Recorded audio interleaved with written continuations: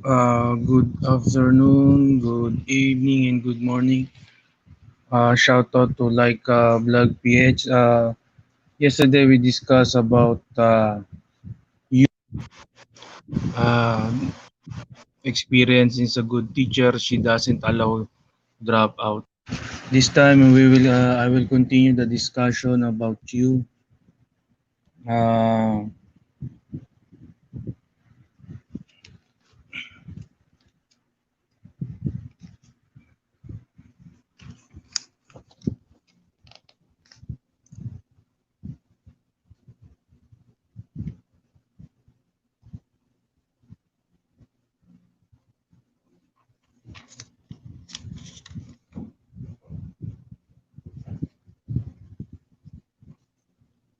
Try to overcome this.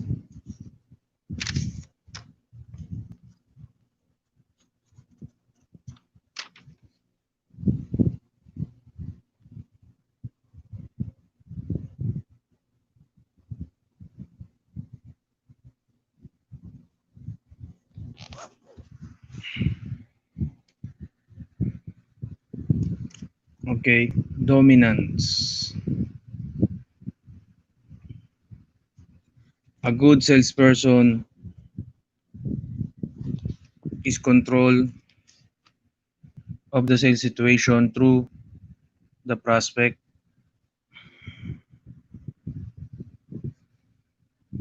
may be allowed to the most of the talking still they are speaking of what the salesperson desire and matters as well in hand. Many people confuse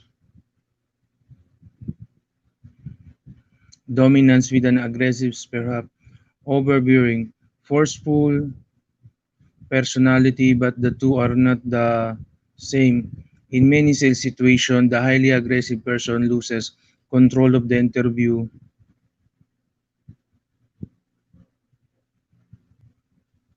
in by antagonizing the prospect. Self-confidence. Self-confidence is developed as you gain experience, as you learn that you are able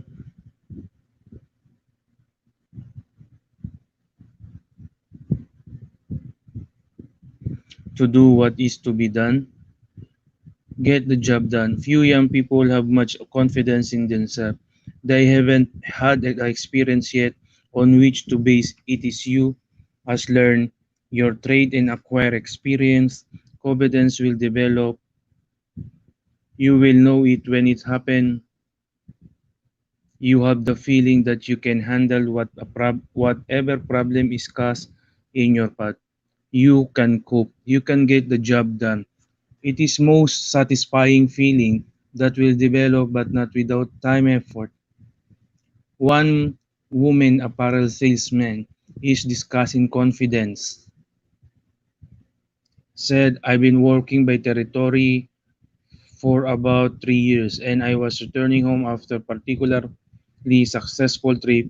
I began thinking about success I had, remembering the failure I'd experienced on earlier trips.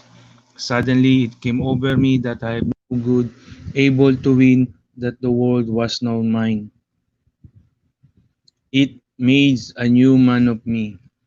Buyers are likely to take you at your own estimate. The earnest hope that you can help them solve their problem, and yet while you radiate confidence and force, you must also cultivate patience and tolerance out of a regard for the feelings of others. The successful sales personality will naturally avoid dogmatic utterances, especially on controversial subjects. It is true that the good salesman or saleswoman serve controversial subject.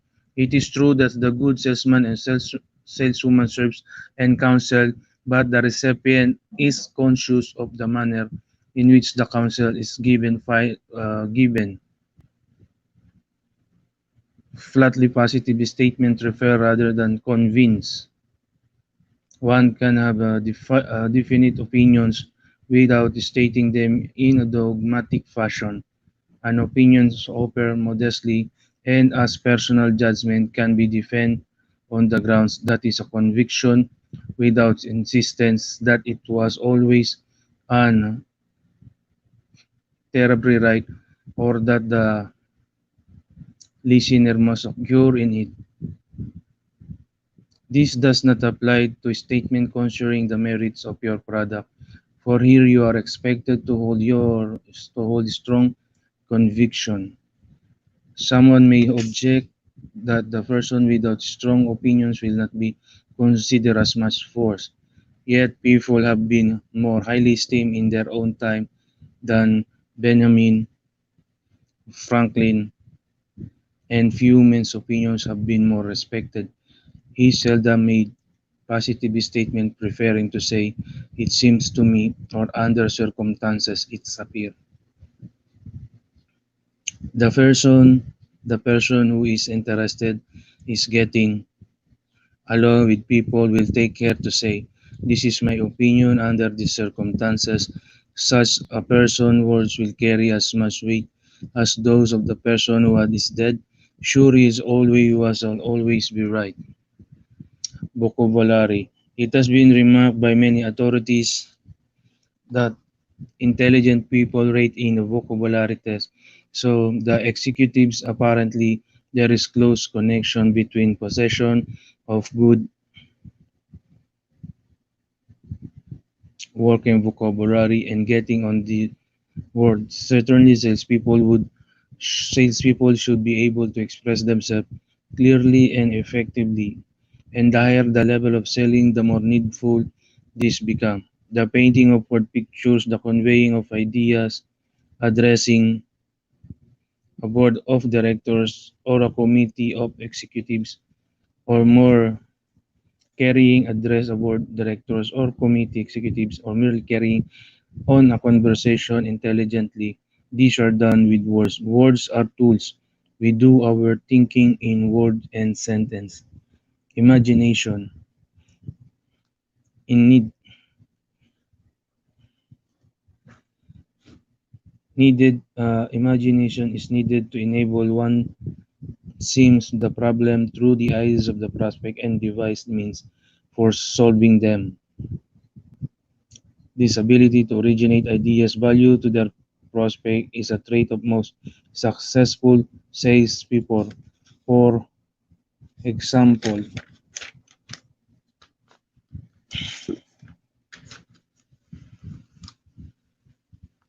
salesman, a proper products manufacturer sold a huge order of containers to a manufacturer solely on the strength of imaginative approach. The prospect was a European origin, so the salesman wrote to a European genealogist to obtain a copy of the coat of arms of the manufacturer family. It was incorporated in a package design, which the prospect immediately favored. He gave this salesman all his business. The imaginative real estate salesperson reaps large reward for ideas on taking an idle property or what that is not being employed for its the highest use and devising ways to increase its value. The client of one real estate saleswoman was stuck with an empty, unusable 25,000 square foot industrial building. She devised a mean by which the space was divided into smaller parcels that were most returnable at attractive price, and she arranged to finance remodeling. Determination, the sports writer in repairing to rookie trying to make a major league team often comment favorably on his desire. Every coach values this trait in a player, and every sales manager values is just a highly salespeople. It refers to one determination to succeed, to make good. The determined individual will study the point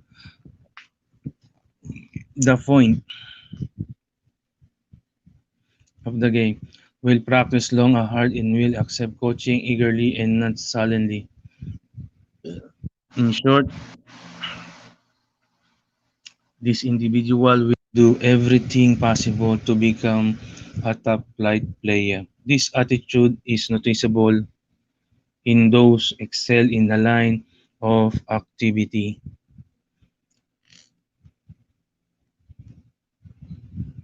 and certainly in selling. Self-management. Salespeople usually work without close supervision and must be able to manage themselves. This aspect selling work is treated more fully in later chapter, so it will be only mentioned here. Many salespeople fail because they cannot manage their time.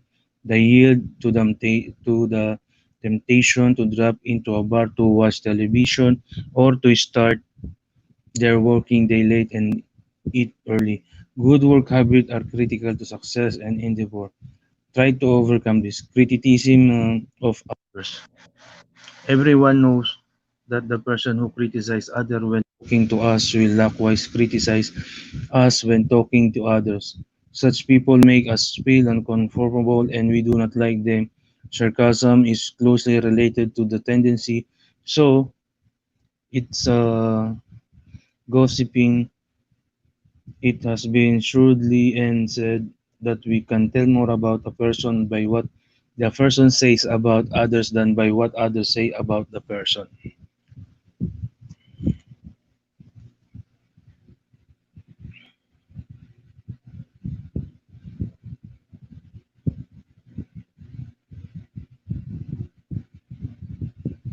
About others than by what others say about the person. The smart sales reps refrain from criticizing others either to their faces or behind their backs. Argument. No sale was ever made by arguing with the buyer. Theodore Roosevelt was opposed to college or high school debating teams because he felt that they developed the argumentatively attitude unduly. Clumsy attempts at humor. Never deflate a person's ego, rather build it up. No one ever made a friend by making that person feel small by puncturing an ego. Jack Benny made millions by offering himself as the butt of all manner of jokes. And you do well remember this and never make the prospect object of clumsy humor. When the prospect inquires, do you keep blank washing machine? One might reply, no, madam, we don't keep them, we'll sell them. One may read this as clever build is not advanced to sale, and perhaps as kill it. The normal reaction would be okay. Brother, you're going to keep one of we plan to buy. The lady who asked to meet counter clerk if he had any dog bones that they do not smile when he replied, no, we ain't kill any dogs today. Some people seem to think that wisecrack at others' expense are all right among friends, even though they would not try them with a stranger. But this is a poor way to keep friends, and no one can have too many friends. Anything that hurts the feelings of others should be avoided and will be avoided by the person who really like others. It is also boils down to the fine art of making and keeping friends. Nothing in the art of selling is more important this. When possible, everyone buys from friend Saunders Norbert or one of the country greatest salesmen and manager of salesmen said, if I were a salesman again, I would plan to get close to my customer to make them stronger and better friends, where a real tie of friendship exists. The rest is easy. Laziness. Plain is unadulterated laziness is the downfall of more people than any other personality trait. Selling is not an heaven for those people seeking an easy birth in life. No purpose would be served in flagging this point, so we just mention it. Impatience. Too many promising people have jeopardized or even ruined their career because let impatience overrule good judgment. Many things take some time to mature selling abilities, largest earning promotion, one young real estate saleswoman and doing quite well working for a leading realtor who specialized in individual properties. But she was getting only 35% of the total commission on the sales she made. She listed to the offer of a small realtor who promised to give her 60% of her commission. She changed the smaller firm, found out rather quickly that 35% of something is more than 60% of nothing. She understood why she had to give her first employer 65% for all the business that walked in the doors because of the realtor reputation. Many promising corporate careers are aborted when the individuals become impatient with his progress, money or rank, and leaves for imposition. In some smaller organizations, sometimes the move works out, sometimes not. We conclude this discussion with a reminder that self-examination and self-improvement may turn out out, to be quiet project, but also they can prove amazingly reward throughout life, whether we earn over our living and selling or not.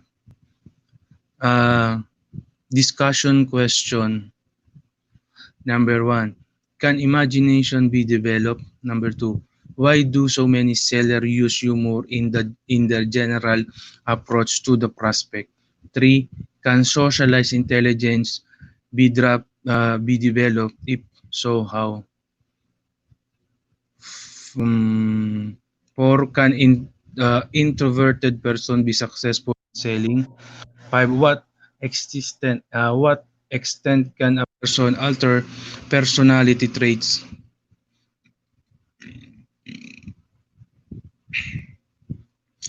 Would you go about altering biggest weakness you perceive in your personality? Seven: why is dominance important in selling? Eight: determination is highly praised as a character trait, but how does one go about acquiring it if one does not already possess it? Nine: what is your opinion? Would you be the most serious personality defect a salesperson could have? All right. This nine question, if you watch my previous video, the topic is you can answer or you have got an idea about this question. So let's go to the case study. Tres, uh, Case study, case 3-1, Tom Hub. I need some help. Let's face, I don't know how to sell cars. You know my situation. I got to be number one salesman in the place or that will. Well, let's not get too far into that. Will you teach me how to sell cars? Asked Tom Hub of acquaintance Ed Carnes, who was noted sales trainer. Tom was the older of the two sons of a Ford dealer is a prosperous growing of 70,000 in the Midwest. He was 25 years old, married, and had a young son. He had dropped out of college for scholastic reasons, much to the consternation of his parents. Upon his marriage, he took a job with a local bank but left there after a year to work in the dealership.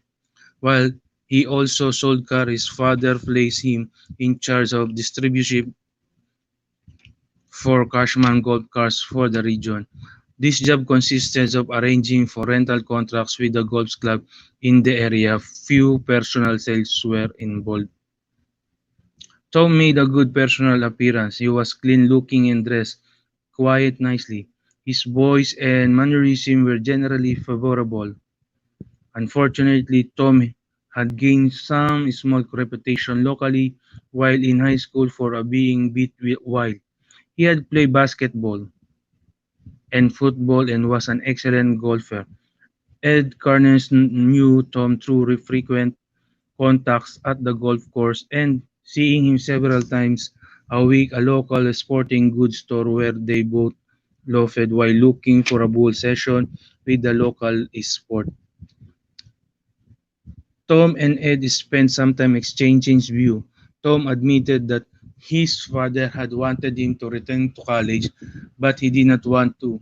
They recalled the previous summer when Tom had tried to sell Ed a new car. Ed ended up by another brand. Ed said, "Well, for one thing, you were selling the wrong car. I just don't want a Ford, and I doubt many of your friends want one either. They drive Caddies. So you see, you one strike on you right away. Most of your natural prospect, um, the circle of people you know are not good prospect for your product. Tom rally around the point for some time, then admitted that there was a little he could do about it. He had Fords to sell. Ed asked, "Why do you feel that you must be the best salesman in the place?" That is the question. You don't need to be the best a good sales manager. I know that, but that doesn't was Tom replied. How about it? Will you spend some time with me? I need a prospecting system in the worst way. Well, I'm not sure I can really be of much help to you, but we'll see. I've got to run now. Oh, by the way, have you ever done anything about the enclosure for my gold cart that we talked about last fall? Sure, would like to have it on the cart next winter. We froze several times this past winter. Ed terminated the conversation. So, question number one: what do you suppose thought about Tom's plea? What would you do? What do you suppose Ed did? Question number two: what is your hypothesis about Tom's difficulty? Three: what should Tom do? What will he do? That is the three questions. Let's go to the case. Uh, 3-2. Dory Randall, a career car saleswoman. It was a hot August day in Dallas when Professor Bird walked into an auto dealership on the north side with his daughter to buy her a small car. School was starting soon. At the need for traditional transportation in the family had become painful apparent. They were greeted by a young woman in her late 20s dressed casually in short short with bare midriff top who introduced herself as Dory Randall's salesman. Upon being told the reason for the visit, Dory immediately took the daughter into tow and led her on inspection tour of the lot to view all the models in stock that fitted her needs. The selection process quickly boiled down to the cars, each of which was perfectly satisfactory to Professor Bird, but for reason unbeknownst posed almost insurmountable dilemma for their daughter. While she was alternately trying out each of the cars, Doris struck up conversation with Dad about his work, etc. Upon discovering that he was professor of marketing and taught salesmanship, she immediately unburdened herself of her career woes. It seemed as if Dory, a divorcee with two children, was having a difficult time learning how to sell cars. She liked the work and wanted to continue it but desired more progress on the job that she had made. She was very easy to talk with and most personable. Moreover, she had an interest and knowledgeable of autos. The professor saw no reason on the surface why should not enjoy in tremendous success. The two talk about a bit about selling techniques, and it became apparent that Dory knew little about them. She was operating on instinct good once. After about 30 minutes of exchange on selling, Dory broached another matter her employee. It seemed as if felt that she was not getting adequate brand of a small foreign car. Its garage capacity was limited to about 8 tall stall. There was room on the selling floor for 3 demonstrators. The whole lot was only 100 feet on a frontage road for an expressway. When daughter had finally made up her mind to buy four-door sedan rather than contortionist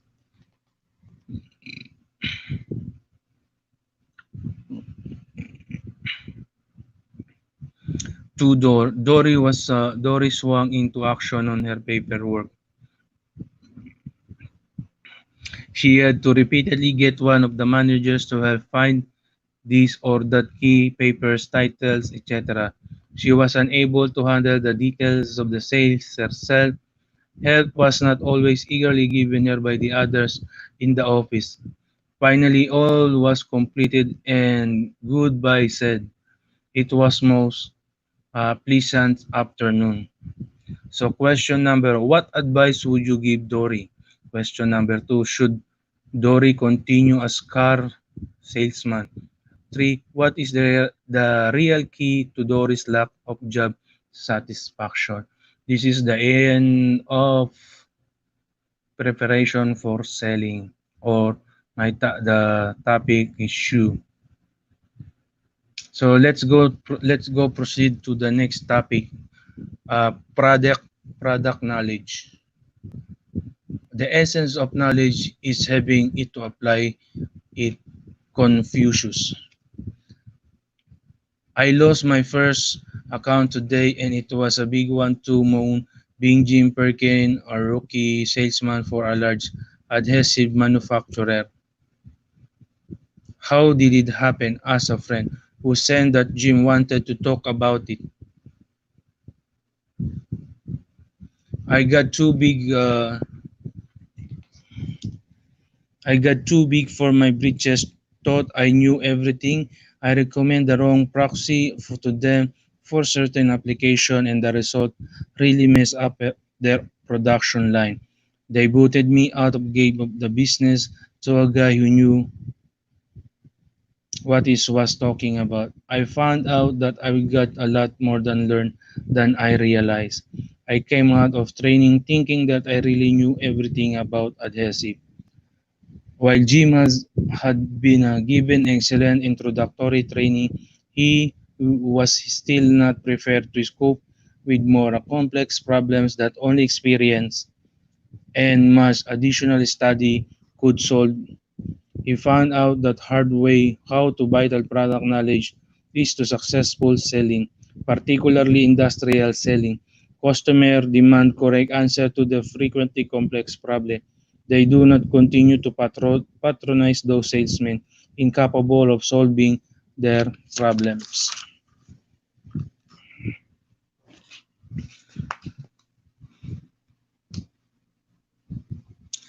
The last clause contains the keynote of this chapter. It is not so much what or how too much sales reps knows about the preposition, as is the whether product knowledge can be applied to the solution of the prospect's problem. Every sale is essentially the solution of a problem. The salesperson who cannot put product knowledge to use is like a chemist who knows exactly what a drug contains but has no notion as to what it will cure. The physician knows this and prescribe accordingly. The salesman resembles the physician more than he does the chemist. The doctor has studied chemistry, of course, and is familiar with the ingredients of the drugs prescribed, but knows them chiefly for their remedial result. So it with people, the product knowledge has been acquired for but one reason and with but one purpose, to enable them to prescribe intelligently for the prospect to apply it. In this connection, it is interesting to note that some companies referring the product knowledge call it benefit fact, thus stressing the viewpoints of the buyer instead of the seller.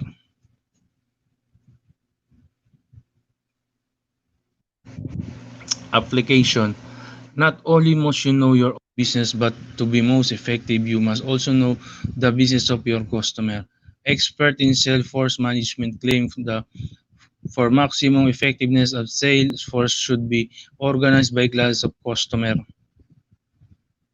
That is, each sales reps call on but one type of customer.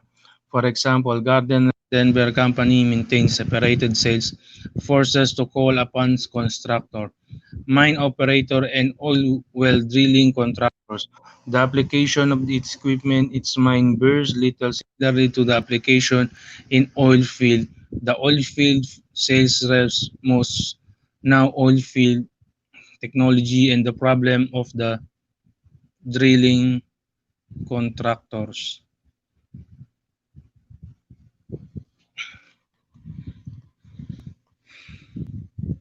There are another advantages to concentrating on but one of type of customer.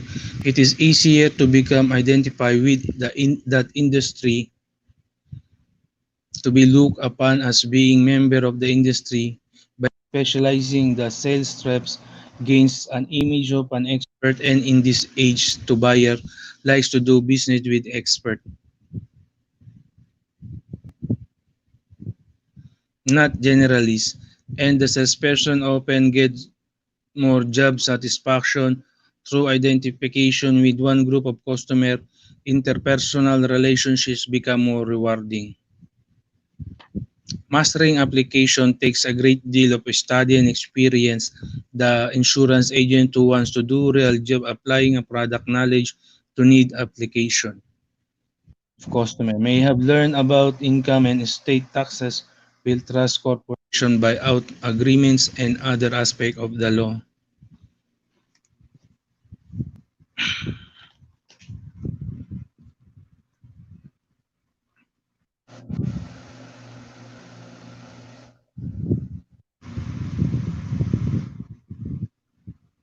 It it is insufficient for a computer saleswoman to know how to operate hardware. She must also know how to apply it to a problem of her customer. She would have able to show the buyer how inventory control can be set up on it and how it will take care of accounting difficulties. This requires a great deal of knowledge of business system and controls technique. The representative for Learjet Corporation has to know about the tax aspect of airplane ownership, means of financing them, the transportation economics of private flying versus public carriers, and the legal problems entail in ownership of an airplane. Many times application knowledge can see to the rather remote from the actual product for being told. The oil company ref calling upon dealers is required to know in a great deal about successful operation and oil station. Gasoline is not being sold, but rather profits to the operator. This is true of a great many people calling upon retailers. The Weyer Hayswear salesperson must know how to merchandise a lumber yard. Successfully, many of his dealers need help in selling wood product. The representative of Norman Hilton, an expensive line of men's suit, taught the dealers how to sell expensive suit to selected customer. Not only does he know his own merchandise, but he knows what the dealer must do to sell them. Wayne Cortez, owner of Cortez Equipment Company of Oklahoma, sells restaurant equipment.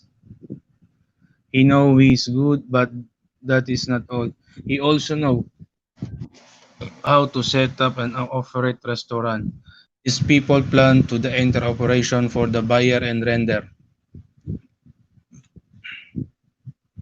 Many services not connected directly with the equipment that view the product as being the establishment of profitable restaurant, not merely selling the equipment that comprises it. The typifies the attitude of most successful salespeople today, the sell and result profit. While a great deal of application knowledge can be taught in sales training, still there are many things that can be learned only through experience. This is one of the advantages the experienced salesperson has over the rookie. The only advice that can be tendered to the rook is to dig into the customer business and learn everything uh, possible about the customer problems, and the novice should keep right of digging as long as he's selling. Does the retail salesperson need product knowledge? In this day, when stores are largely self-service, when so many are goods are sold in containers bearing products information, it may appear unnecessary to retail salesperson to know much about products they sell. Yet there are several cogent reasons why one should strive to be knowledgeable about the products he or she handles. Perhaps as important a reason as any is that such study will make one work more enjoyable. Psychology stress that satisfaction is one work is the basis personal happiness. Hobbies sometimes relieve pressure arising from an unhappy work situation. Would happier, but people would be happier or more pleasant if they could make a hobby of their work too. Many people study the thing that are selling until it's become a hobby. They love the goods they handle because they know their history and their devious route reaching the ultimate buyer. They know what the goods will do. This delight in telling the story to others, partly because this afford them an opportunity to assume the role of an expert authority. One seldom is enthusiastic about something of which one knows little, but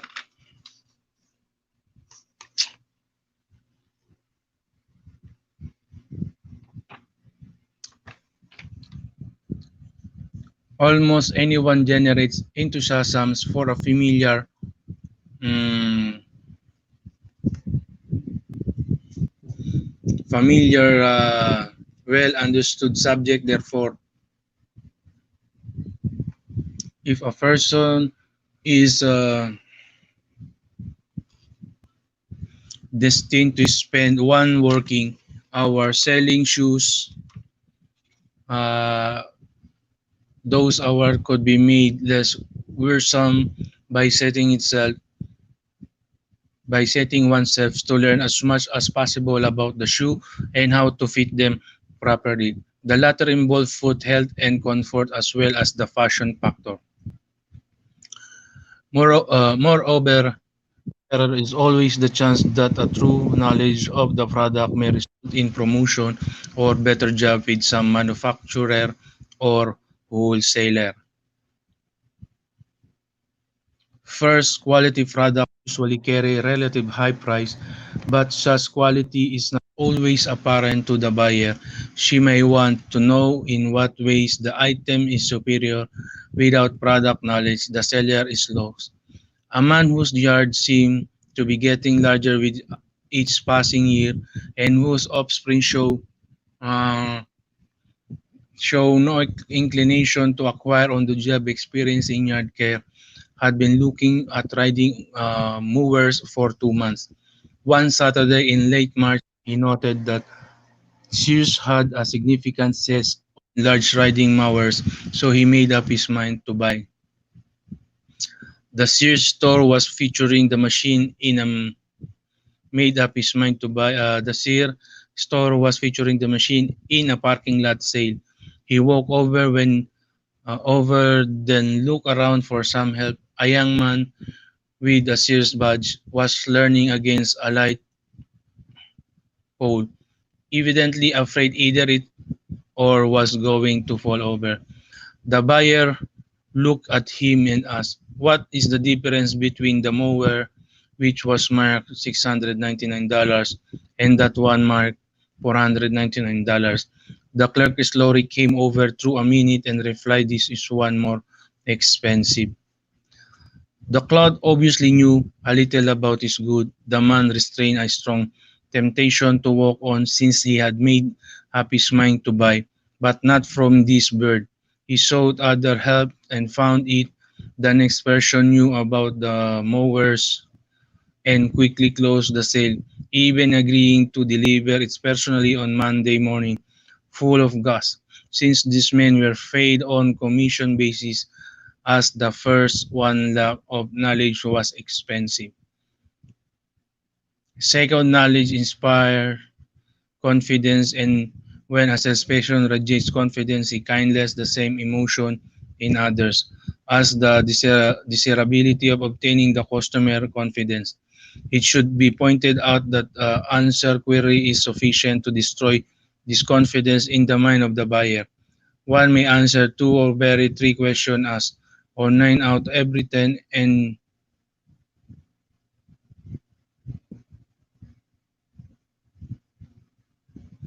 yet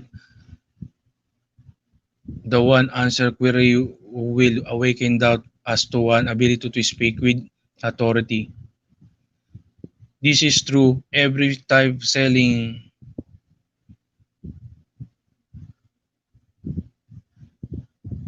not only retail selling. Sometimes the benefits of complete product knowledge have a sort of delayed action, as shown by the experience of woman who went shopping for a sewing machine. She wanted a portable price at under $50 and planned to look at several makes. She started at the single store and was given thorough demonstration during which the salesman dwelt at length on the superiority of the rotary bobbin.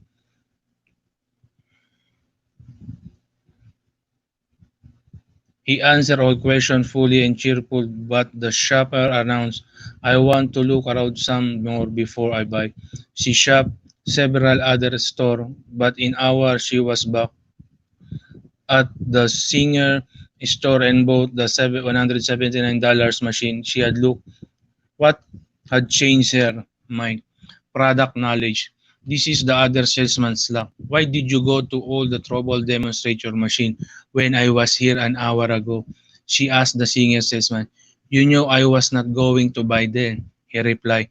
I knew that I might not sell you, of course, but I also knew that if I gave you a thorough demonstration, I'd be making it mighty hard for the other salesman to sell you because you would know more about sewing machine than most of them would. Third, if you know your merchandise, you will be better able to provide goods that will suit the customer. After all, your duty is just that, and you can scarcely perform.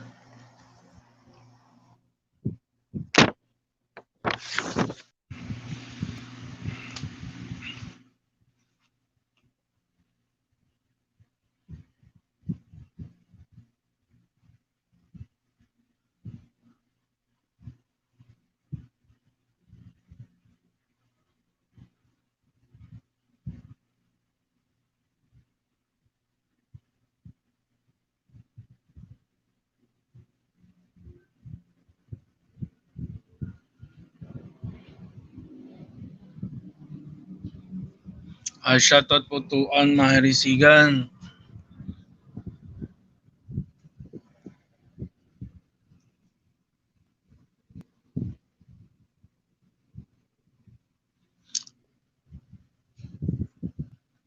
Third, if you know your merchandise, you'll be better able to provide the goods that will suit the customer.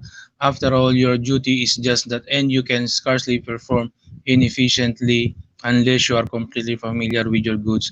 Fourth, the sales reps who knows the product truly is never at a loss for a strong talking points, especially for those last clinching points that must be found to close the sale, and the knowledgeable rep can answer every question and meet every objection raised by the customer. A final reason why the salesperson should know the position is that most people would never discover the values in many products unless these were pointed out. This is true for two reasons.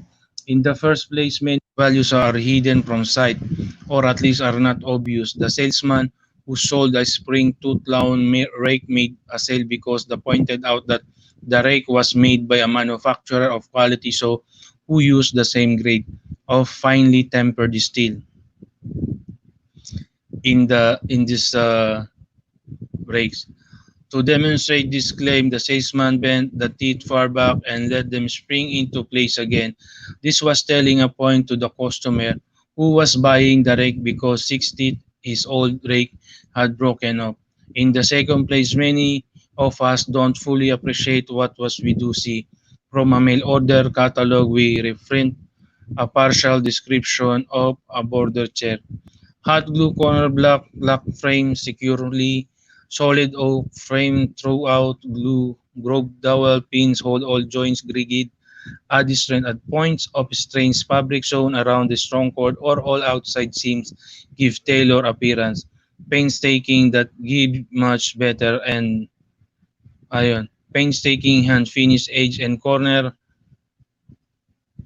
for neat appearance, Sita's no sag steel spring that give you much better and longer lasting comfort.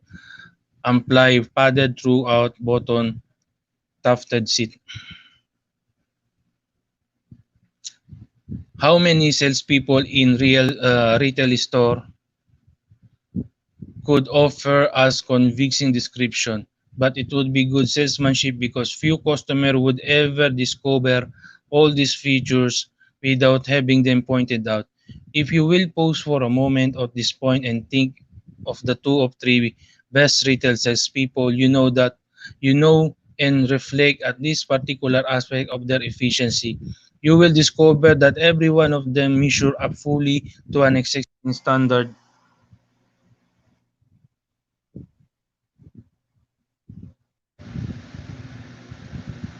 of knowledge of merchandise. Various survey has been conducted student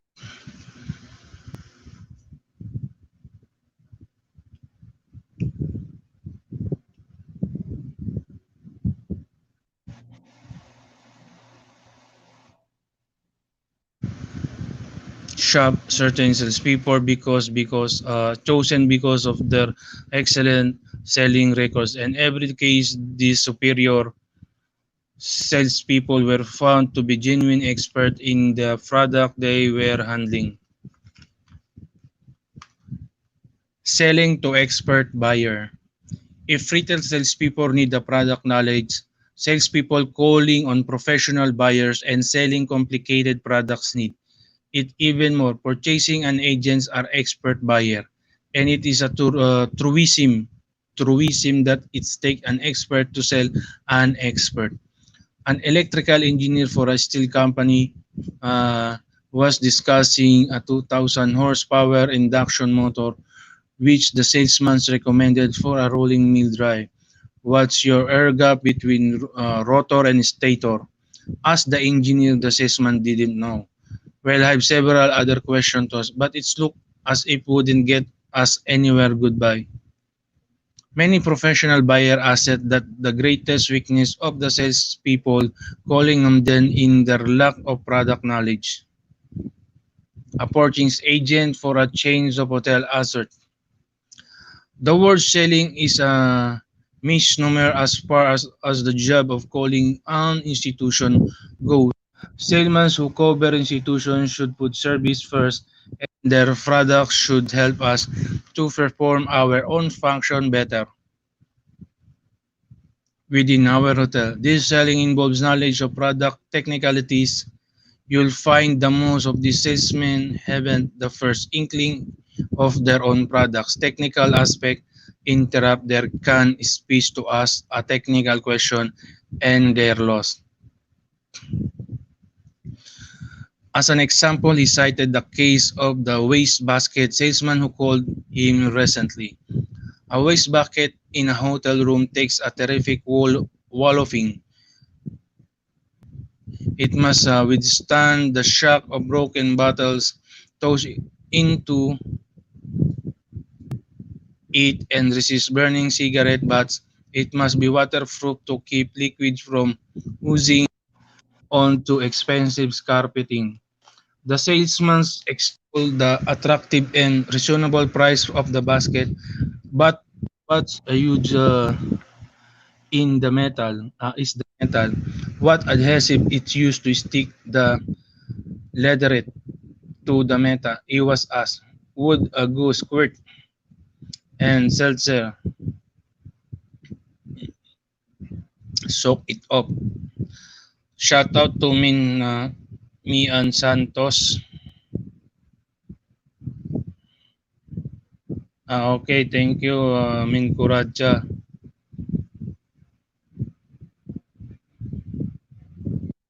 Okay, okay. Thank you for coming. It is hard to believe. Wait, saan na ako?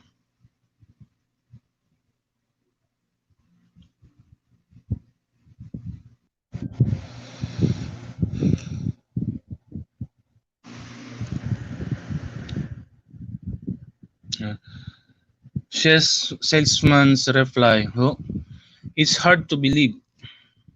In the modern age of sales training, these PA as a purchasing agents are known as the trade. Say, says, but most salesmen seem to have been told if they are called in people every day. Shout out to Bibo Bobo.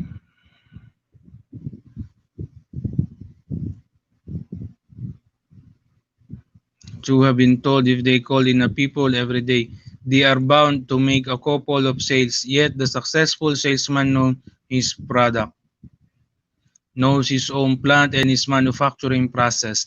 He can quote price. He can answer question. He a walking encyclopedia on his product. And why not? His living depends on selling it. Much of the friction between sales and reps and professional buyers is due to the reps' lack of knowledge of both their prospect and their own products. The mention of purchasing agent, department store buyer, or chain store buyer to many sales people is a signal for a wry face that they consider the professional buyer as a petty clerk skilled in the art of haggling and chiseling, someone who digestion never was right and who would not want is right if it could be right. Someone who play favorite and expect grab, but the person who is really worthy at the same worthy of the name salesman usually has different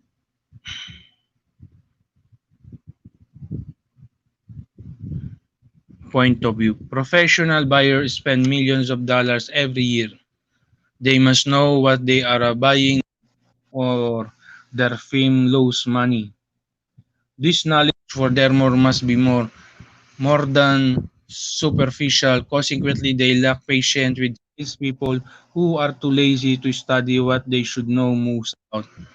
Harry Ehrlicher, General Purchasing Agent for General Electric, see over 10,000 salespeople every year, and he has formed definite ideas about their strong and weak points, he say. In my opinion, the number of one qualification for assessments is know your product. That's the number one. The number two qualification is help the buyer. If you have the qualification, you cannot fail to impress the buyer and the men of in the factory who have so much to say about what equipment shall be used. A salesman must keep posted and up to date on what is constantly being done by his engineering and research department. We like to see the salesman who can present new ideas, keep honestly informed as to market condition, and last but not least help out on special or unusual problem. In what respect is your apparatus superior to your com, uh, competitors for the particular job? Why did you engineers decide upon the best material regardless of cost, such as stainless steel or where stamping might have proved satisfactory but a forging was decided upon to obtain higher safety factor? Are you familiar with the safeguards taken by your engineer to make ascertain that materials used in your apparatus be served as a given purpose? Do you know of the test methods followed to be ascertain that all shipments from supplier are up to the required standard? Are you familiar with the freshen standard which are established for all moving parts and with the test method and costly instrument which are employed for checking the accuracy of the parts of these parts? I wish to stress particularly that it is most important for the salesman to learn everything he can about products he is selling and their application so as to be able not only to answer questions but to advance valuable and pertinent information that will sell his product to the buyer. There are indications that in the past few years, sales representative calling or purchasing agents uh, are receiving better grounding in product knowledge. Purchasing Magazine queried a good sized sample of its readers on this point and learned that 77% of them report that the salespeople calling of them are better trained technically. But all but about half of them assert that the sales reps are not yet trained to make intelligent, helpful contribution to their cost reduction programs. That is, the salespeople cannot apply their knowledge to the solution of the prospect problem. The specific versus vague statement. The accurate knowledge of one proportion is unable to make a specific statement in place vague general ones. Many statements sound specific when they are not. The sales rep for small car might say, this car will run 30 miles on every gallon of gas. This sounds specific, but it could be more so. Compare with a car that delivers 15 miles per gallon, you save $1.67 every 100 miles. If you pay 50 cents a gallon,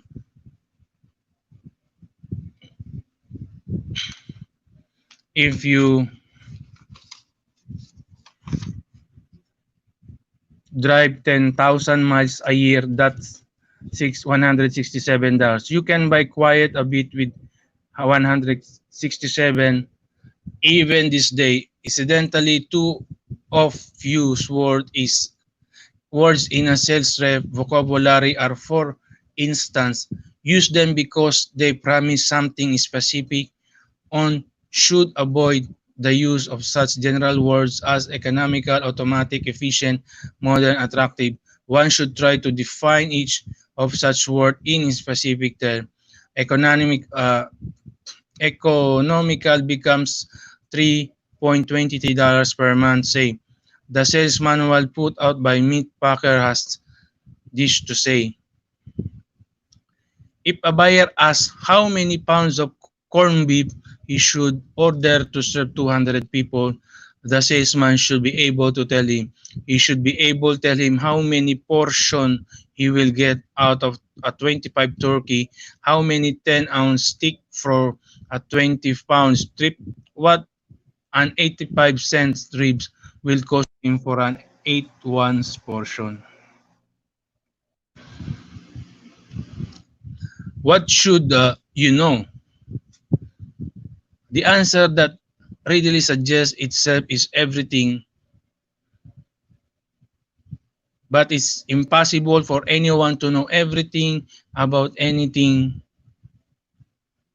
The problem is one of a degree. The wholesale hardware or drug sales representative with 50,000 items in the catalog can scarcely be expected to keep in mind their prices, to say nothing of details, facts concerning their production.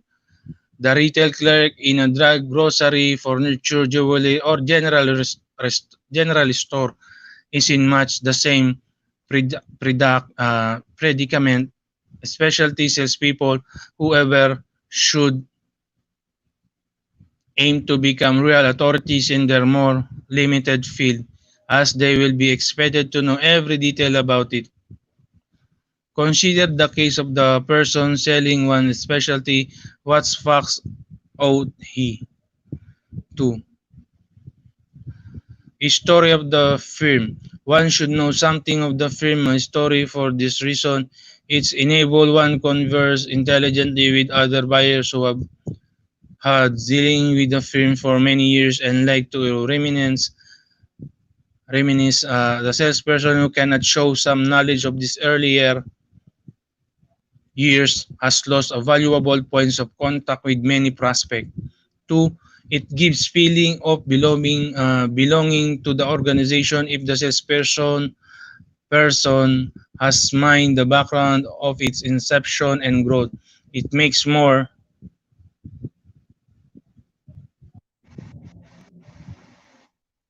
it makes for greater loyalty and interest unless the salesperson know the boss and the other executive at least by reputation gained through reading and requiring about them. He or she cannot feel a part of the organization or appear to be an integral part of its to prospect. It can be it can build an image in the mind of the prospect that the company is the type of organization with which they want to do business.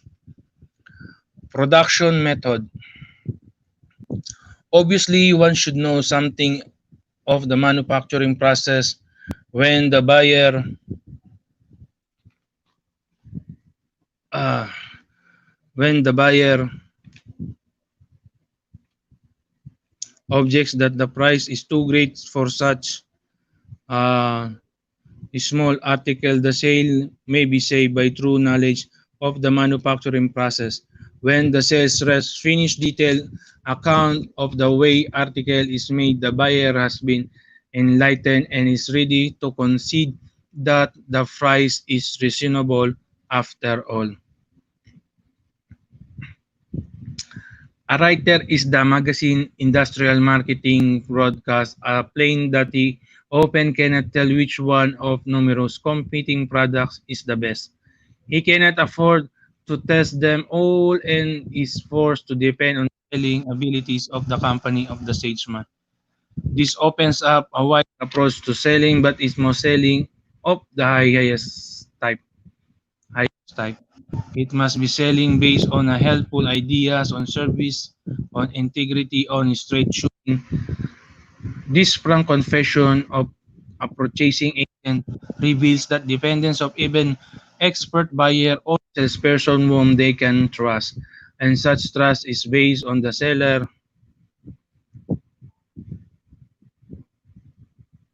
Oh, oo nga po eh, busy tayo eh. Ma Marisiga.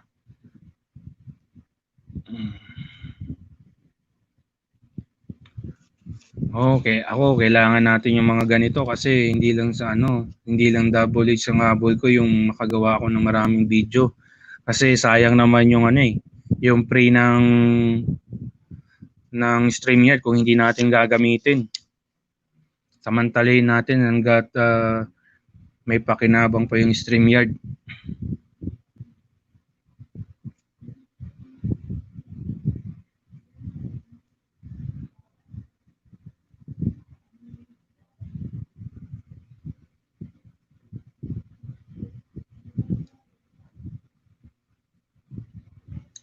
Ayun, nasa na ako. Rep finishes the detailed account the way article is made. The buyer has seen enlightened as is ready to concede that the price reasonable after all. A writer is in the magazine industrial marketing broadcast a plane that he often cannot tell which one of the numerous competing products is the best. He cannot afford to test them all and is forced to depend on the selling abilities of the company and the end of the salesman. This open up wide approach to selling but is more selling of the highest type. It must be selling based on a helpful ideas on service. Yan yung product knowledge na ang topic ko. Nandiyan naman sa description. 5 yan eh. Kaya lang kung sana itong sa 5 na to umabot ng 10 hours. Target ko 10 hours eh. Nandiyan sa description. 5 topics yun eh. Ngayon nandito na tayo sa product knowledge.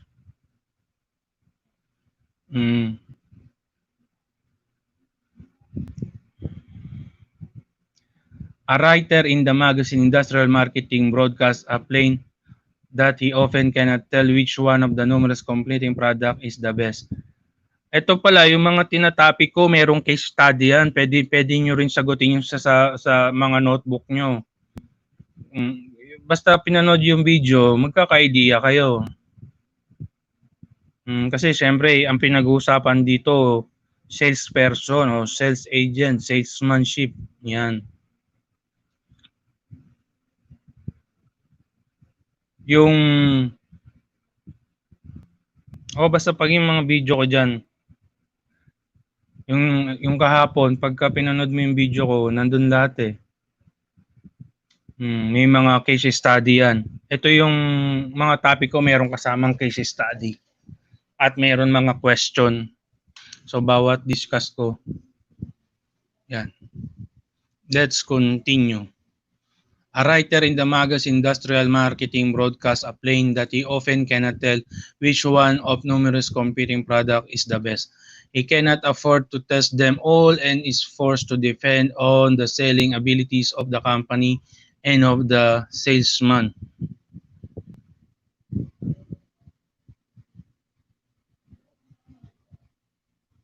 This open up wide approach to selling but is most selling of the highest type.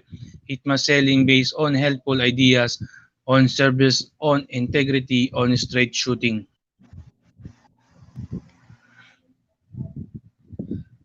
Sprung confession of purchasing agents to build the dependence of even expert buyers on salespeople whom they can trust, and such trust is based on the seller knowledge and on his integrity. But first, the seller must possess the knowledge of what is being sold and how it can benefit the buyer. Next, service. Service of critical importance in many sales in many sales is the ability of excellent servicing facilities. The customer wants to know what service the company stand prefer to render should something go wrong with the product. Many times, the salesperson should be able to correct minor difficulties so that the customer is not bothered with calling for service. The industrial salesperson is particularly with find that the servicing facilities behind product sales are critical to success, and hence the true knowledge of this facility is necessarily. Next, distribution. One should understand the company distribution policy. May isang oras na pala ako, no? 4 hours na lang. One should understand the company distribution policy. What channels? Yan, this is the few question. What channels are used? Why? What is the company policy or on exclusive dealership? Selective distribution, can one sell to discounter and change? How much protection will the company give its dealer? One should know the firm's pricing policy, its resales price maintenance attempted, what discounts are available to the buyer, what are the terms of sales, are proposal for special deals entertained, is pre-ticketing available. Pre-ticketing available. The company promotional program can be of special interest. What advertising efforts support the product sales? That is another question. Are advertising allowances available? What's promotional assistance is given? What is the firm brand policy? What will the company make private brands? For whom? Are there multiple brands available? The sales representative should understand the basic strategy of the product's marketing program. To what market is the item aimed? What are the basics motive underlying the demand for it? Who is up APT to be its best customer?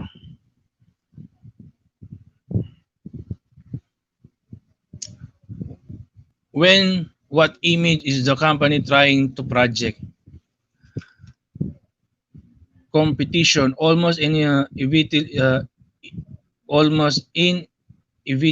once encounters competition. The wise buyers look at all the leading brands before making decision. Many times she asks, what makes your product better than that one? An intelligent answer had a better forthcoming. The salesman must know what his product has to offer that is not available in competitive products. Conversely, he should know what the competitors offer that he cannot. That will enable him to know what the buyer has been told and what he will have to overcome if he is to make the sales. Obviously, prices of competitive items should be known. Just what price is the salesman selling again? If he does not have such information, it is all too easy to bluff him in negotiation. The author was neatly handled by an alert card salesman from whom he was trying to buy a car. I can get a new Olds for $4,200 was the claim. The tactful reply was, you'd better take the deal quick before that salesman finds the error in these figures. That car cost them 4,430 by their own price. Liz and I would be careful examine exactly what equipment is on the car that they are quoting you. You know that old trick. Without such knowledge of competitive products, policy, and prices, the salesperson is at the mercy of the buyers who tries exaggerate the merits of another product of the deal being offered him by competition, knowing that the buyer is either lying or in error gives the salesperson the strength to stay in the negotiation and stick tight to his or her proposition. Next, delivery. Promptness is an important consideration with many buyers. The salespeople for Johnson& and Johnson manufacturers of over 500 products in the surgical and drug supply field are instructed to promise the customer every order you send us will be filled, checked, and loaded within your hour after it enters our plant.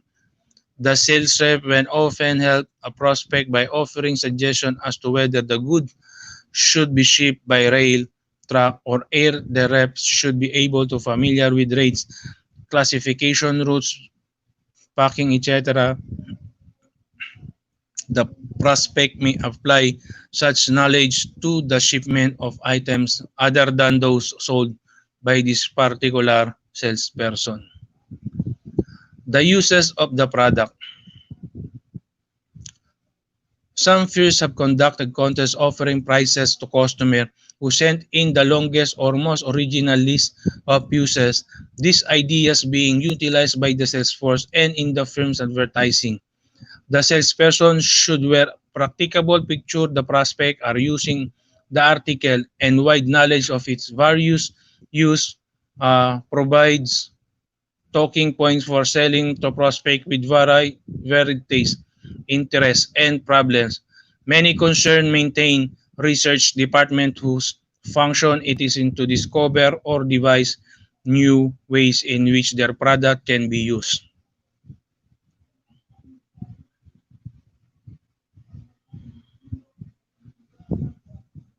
The uses, technical details of the product. We cannot itemize all the details one should know about the products or product line, for such a list would naturally vary with the type of goods. However, the beginnings of generalized lists can be attempted here. Materials, one should know exactly what materials the product are made of and what characteristic they possess. An aluminum salesman was able to sell his material to a manufacturer of fence hardware by proving that is a certain special alloy would have the necessary strength, yet be lighter and rust-proof.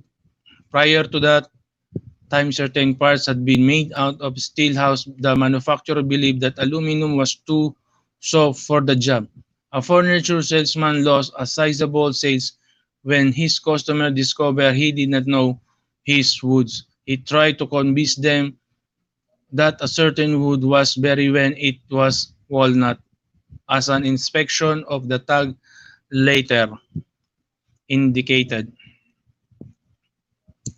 In this day of synthetic fabric of salesperson who knows the advantage and disadvantage of each is in position to earn in the respect and loyal patronage of customer who are unable to keep up to date of the frequent changes in the field. Performance data. Ah, a printing salesman lost a large sales letterhead when he said that he did not know what the customer wanted, who specified a late finish. Later, he found out, but it was too late. Another better informed salesman had beaten him to the order. Performance data. Just what will the various products do? How fast will they run? How much weight or stress will they stand? How long will they last? How much fuel is required? How much maintenance do they require? How is easy it to repair the products? What is their output per dollar input or per hour or per anything else that is relevant? What is their efficiency or ratio of output to input? Sa performance data, these are a few questions regarding yun, about the products, the performance data.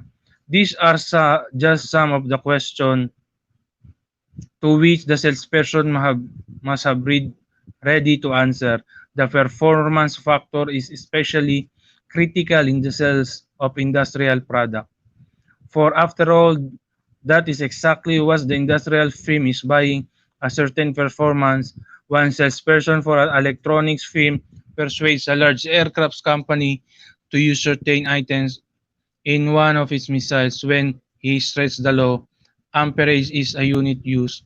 He knew from taking with a company engineer that the currents demanded by all the various electronic devices in a missile were already straining the power source capacity. Had he not been aware of this performance advantage of his unit,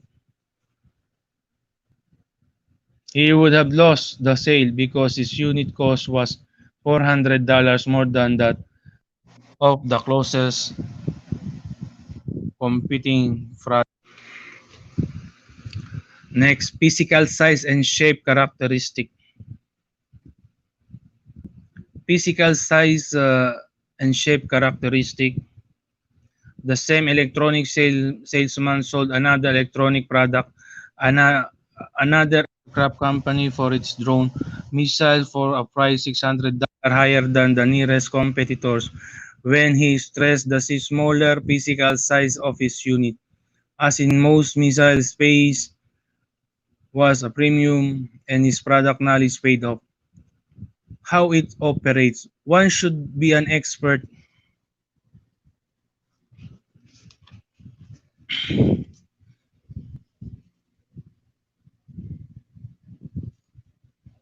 in operating one's product. A salesman for a reproducing machine lost customer when he failed to operate the machine properly during a demonstration. The customer felt that if the salesman had trouble operating it would doubtless have even more.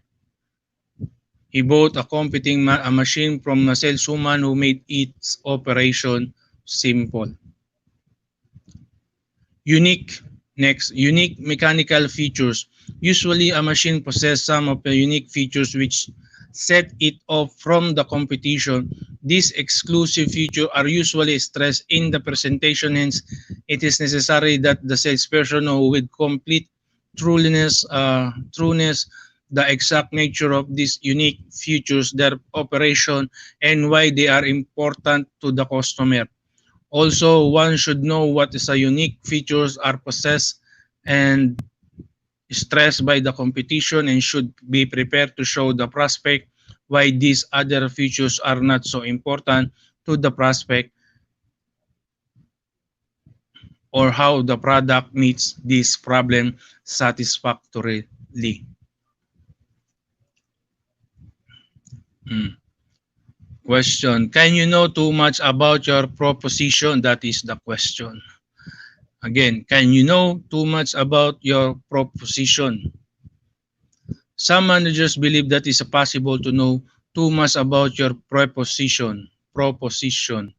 A sales manager for a firm selling mining machinery and other highly technical products told that the authors that he was through hiring engineers to sell his product. He had proceeded on the assumption that the chief requisite for successful selling was to know all about the product, but he had come to the conclusion that this was not the most important after all. He stated that his engineers as people put the emphasis is the wrong place, that they insisted on arguing technical principle of construction with their prospect instead of finding out what the prospect wanted and then selling them machinery embodying uh, those features. In other words, this engineer did not have the selling viewpoint. All they saw was the machine. All this should not be interpreted to mean that engineers cannot be good sales reps or the highly technical product should not be able. People with technical thousands of engineers are excellent salespeople. Indeed, this type of selling is considered just about the highest too much anyone can aspire. Foregoing discussion is intended merely to stress the point that wise person utilize the product knowledge to help the product by wisely and not for the purpose of showing of technical knowledge. One veteran salesman who was asked, "It is possible to know much about what you are selling?" Offer a reply that seems to sum up the situation precisely. "No," he said, "but it is possible to talk too much about it. This distinction is at the root of the entire discussion. It is not possible to know that two that once become a bore. The same is true anything music, art, dramas, literature, golf, travel, or one precocious children. The selling viewpoint consists is considering first the prospect and trying to find out what he of your uh, product can do for him. If the selling viewpoint is maintained, there is a little danger of knowing too much about what one has to sell. One sales manager put their idea neatly when she said, "The typical prospect is interested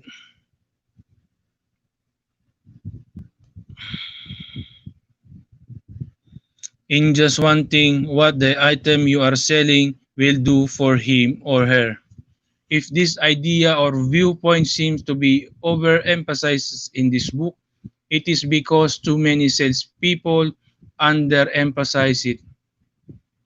Most of us are pretty self-centered. Sources of product knowledge. As an interesting anecdote is related about Daniel Webster, he had just completed his famous reply to hain't, which his essence was defense of the United Constitution, and enthusiastic listeners said to him, "Mr. Webster, that was a marvelous speech. How long did it take you to prepare it?" "All my life," was too brief but pointed reply. What did he mean? as a matter of fact that he had spoken almost extemporaneously with little or no preparation for that particular talk. However, he had become so familiar with the subject through a lifetime of study that he could talk fluently about it at any time. So it with the salesperson who really knows his product. Therefore, it seems that the first and most important source of product information must be actual experience. Still, this often takes so long to acquire that it is also of the question for any new salesman and saleswoman. Obviously, also it is necessary to give most beginning salesperson some product knowledge before actual selling work start. What then are the best source of product knowledge in addition to the facts gained from actual experience? The best one appear to be number one, libraries and general reading. Number two, educational institutions such as high school, college, and university, commercial school, and correspondence school. Three, the company sales manual and sales portfolio.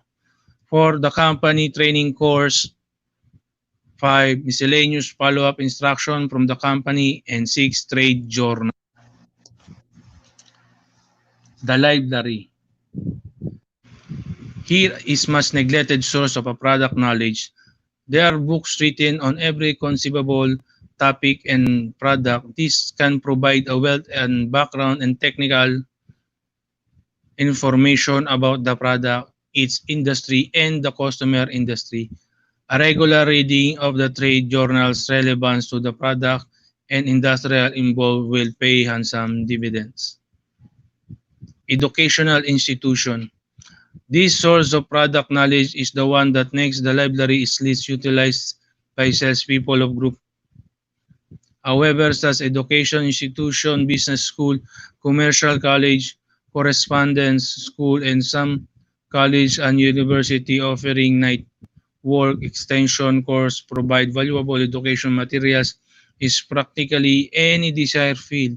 Extension courses of the correspondence type in particular adapt themselves most satisfactorily to the needs of the salesperson living in the smaller cities and towns since the work may be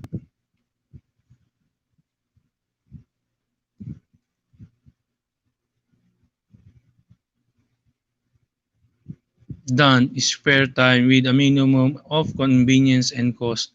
A new spaces woman for a newspaper took some night courses in advertising to learn more about.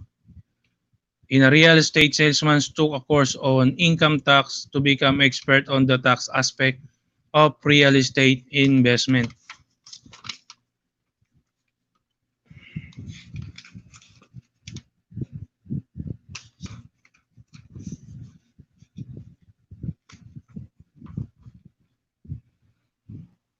All right.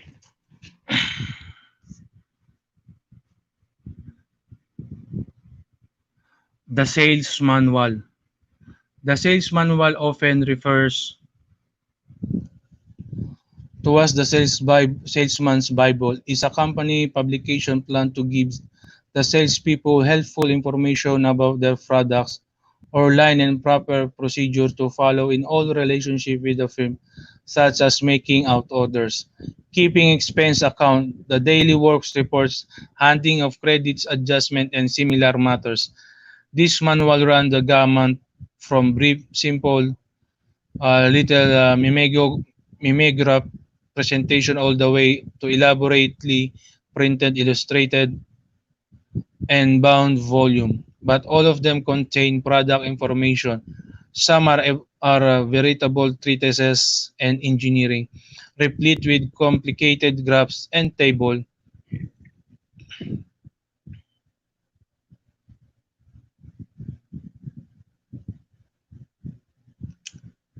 A few are tossed together by some is the head of office, while others are produced by firm that specialize in complaining sales manual. In passing, it may be remarked that a salesperson can profit by examining the sales manual of several concerns, especially those in lines related to the one he or she is selling. The sales portfolio is distinguished from the manual in that it's planned to be shown to the customer, whereas the manual is usually designed only for the education of the salesman and had not a visual aid in the interview. The company training course, the Ralston Purina company maintains a huge farm with 26,000 animals on it that is used as part of a Salesforce training school.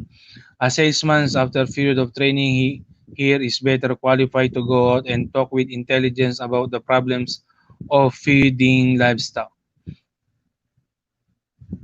Has he not fed them himself and watched the result? He knows that the claims made by the company are true because he has weighed many animals and recorded gains in weight. Here is a true story about graduate of the University of Illinois. This many course in veterinary science, and when he was graduated, he took a job selling livestock feed for farmers for the Ralston Purina Company. One day he called on a long hog raiser, one of the biggest buyer of hog feeds in the part of the state. The farmer was not interested in Purina products. While your while our young salesman was talking with him, one of his hogs lay down and died in the mud right front of them. Worms, said the salesman. No such thing, said the farmer. I have many hogs tested the worms and they don't have any. Give me a sharp knife and let's see, suggested the newly graduated youngster. So he performed an autopsy on their porker and revealed that it was a pool of worms. His next step was an offer on service. He said, now let's deworm the rest of your hogs before you lose any more of them. I'll hang around and help you to it. He spent the best part of 3 days helping with the rather unpleasant chore or core, then made bold to suggest that the farmer would be wise to put solid floor on his pen so that the hogs could live under cleaner condition. By this time, the hog raiser was somewhat humble, genuinely grateful, so pro- promised to take this improvement. Then, without being asked, he came across with this starting position. Young fellow, you know hogs, you know things that I had never learned. I'd like your advice on how I should feed my hogs. Of course, he became one of the biggest buyers of Purina hog feed, and through his influence, almost assistant salesman to our young friends to factor build this and the resulting sales product knowledge and service to the prospect, a solid foundation for almost any successful career in selling. Again, this is the my topic is about the product knowledge. The Boros Corporation maker an office machine puts its salespeople to a correspondent course requiring from 4 6 months to complete, all which is devoted to instruction concerning the products to be sold. Then the sales people are brought into the factory for another course dealing with the same subject. The National Cash Register Company offer its trainee a fine correspondence course on knowing the product. This course being taken while the student is learning other phase of the business as an employee of a branch office. If the trainee does well on the preliminary work, he is brought into the factory for more intensive schooling. The United States Steel Corporation as its trainees spend weeks in the plants observing the process of manufacture. Teaching manuals are also used. The International Business Machine Corporation alternates between on-the-job and formal training for a year and a half before trainees are classified as junior salesmen. A new trainee works in a branch office for 2 months getting acquainted with the line. He is brought into the headquarters for 3 months course in product and product application classroom instruction. It's supplemented with factory visit. Xerox maintains excellent sales training facilities at several locations. The country that not only provide the initial 6 weeks training given to new salespeople, but also furnish continual training for experienced sales reps. Belknap Incorporated hardware wholesaler in Louisville, Kentucky puts a new salespeople to work in the warehouse until they learn the product line. Many new sales reps begin their career in the plant to learn about the product. The Southwind division of Stewart Warner sent all its new salespeople to the service department from which they could leave until they could take apart and reassemble the company products. Frequently, it's not convenient or feasible for all sales reps to visit or work in the factory, but the factory may brought to them by movies or other visual aids.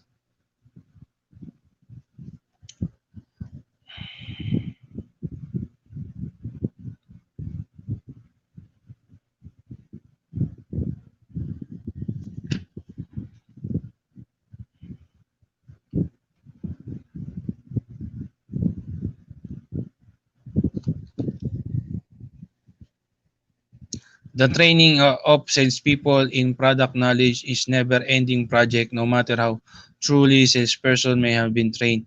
When first employed, they must continually be retrained in new methods that have been adapted or new products that are being brought out. Real salesperson are forever learners. We keep returning to the theme with which this chapter began. The essence of knowledge is having it to apply. A duplicating machine, salesman's labor through a long technical pitch about careful machining, case hardened gears, precise feeding mechanism, guaranteed perfect register, ability to print on heavy stock or onion skin paper, providing beyond doubt that his product was as good as the factory could make it, the prospect said. It's looked like fine machine, but I don't think we need one. The salesman had made no attempt to ascertain the number of form letters. Price list or bulletin which had to be duplicated regularly by his prospect firm. He failed to apply his product knowledge. The salesman for quality motor truck could talk for hours about the engineering and construction features of the product.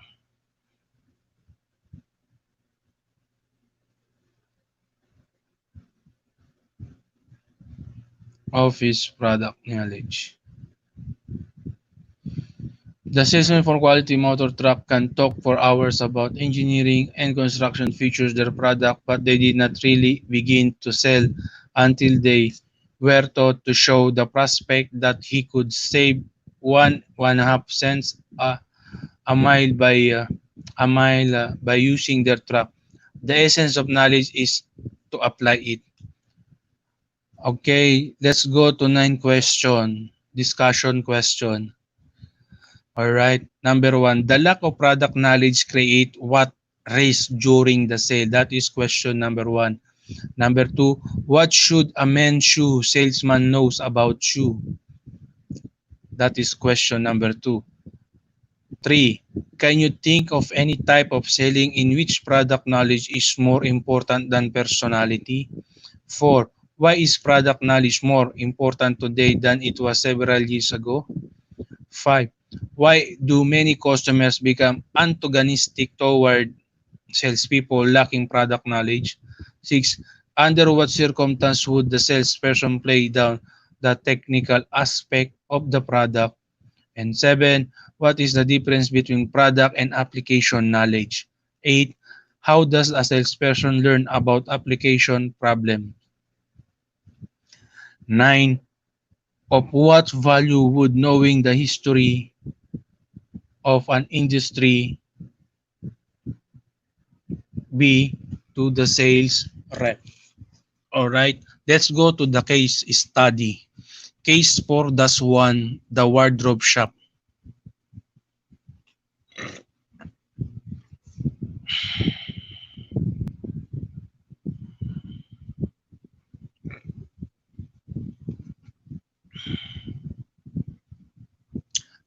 Jerry Rutledge founded his new assignment to develop product knowledge section of a sales training manual being prepared for the opening of two new stores.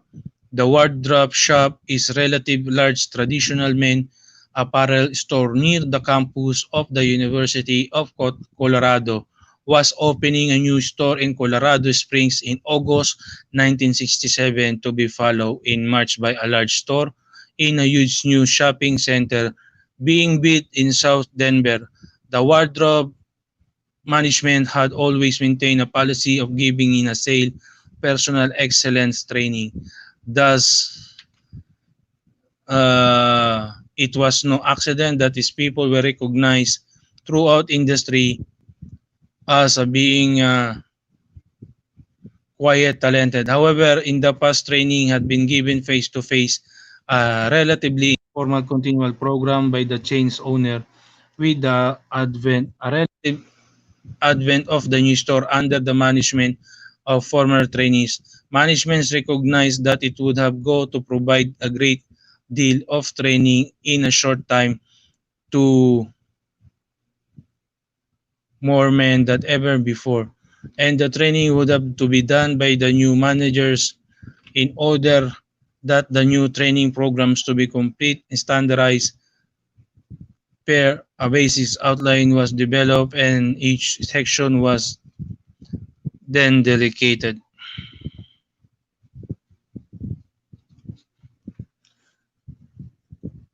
to a man execution. Jerry was assigned responsibility developing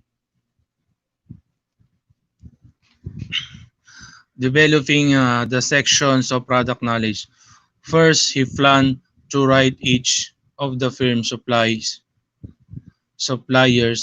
asking for information on its ware plus any sales training materials it might have developed of them in the manners the trainees could become familiar with the technical aspect of each item carried in stock. Second, he thought that the inclusion of a booklet published by the British woolen industry on clothing terminology would be helpful. The beginning salesman seldom knew worsted from a half-sack fabric. Finally, he thought that the trainee should know the location of all backup stock in the store. He planned to draw a diagram indicating their own location. He took his plan to Mr. Davis, his boss, for review. Mr. Davis looked over Jerry's work and said,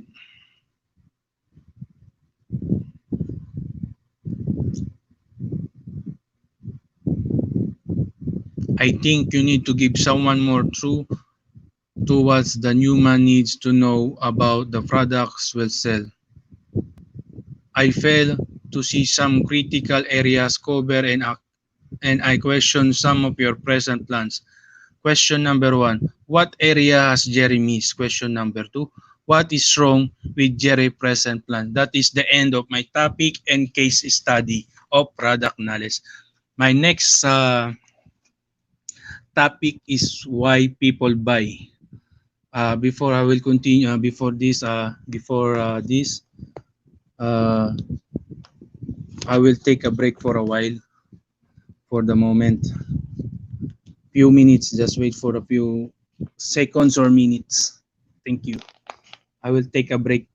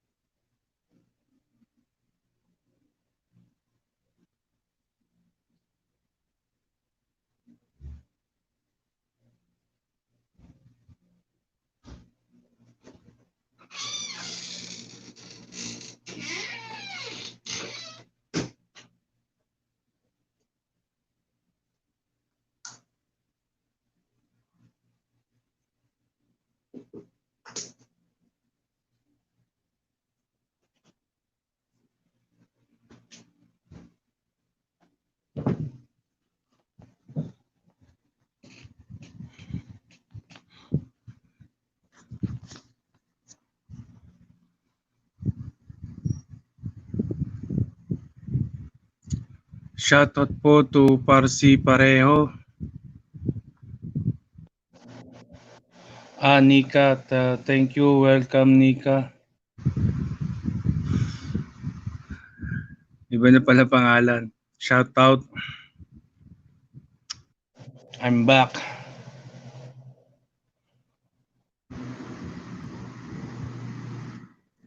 Okay, let's proceed to our topic discussion. Our topic is, by the way, thank you for waiting.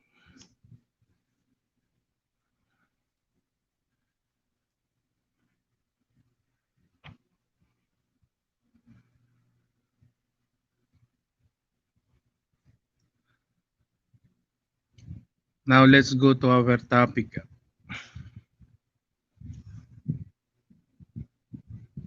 Why people buy? When a fellow say it's ain't the money, but the principle of the thing, it's the money. All right. The past 2 decades have seen tremendous increase the study of human behavior as it's a fake marketing. We now realize that the behavioral science as much to contribute to study of marketing and to its practice is one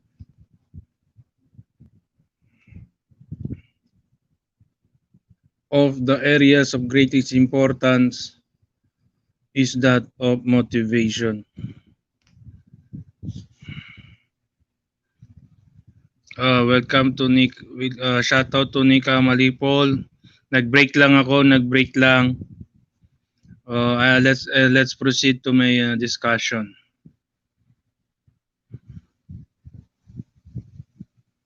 The essence of selling is motivation, the motivation of someone to do you want him to do. Obey your higher promote you, or buy from you. While you no doubt have learned much about motivating human behavior from you from your daily dealings with people, still you can sharpen your motivational skill by careful honing them on somewhat of the material recently provided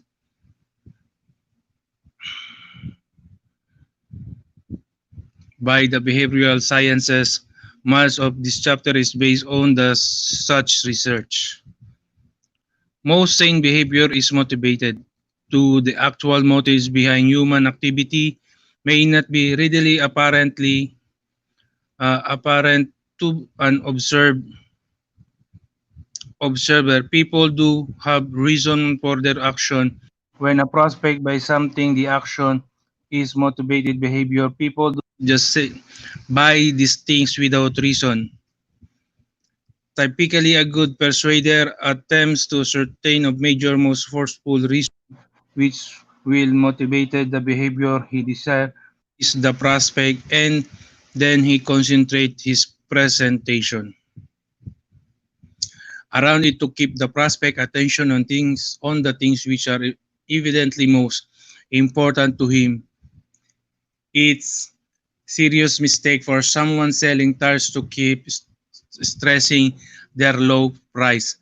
If the prospect is not interested in safely, such emphasis on price may actually lose the sales because the prospect may believe he would be giving up what is more dear to him simply for the low price.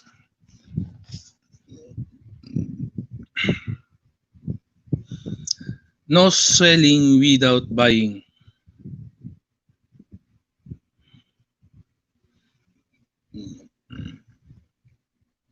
No selling without buying. In any study of salesmanship, the word that should be emphasized are buyer. Buyer, buy, buying. Okay, I repeat. In any study of salesmanship, the words the words that should be emphasized are buyer, buy, buying.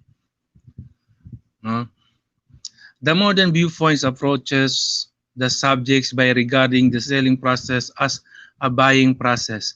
Strictly speaking, the salesperson does not sell anything but merely have to condition the mind of the prospect so that the latter buys.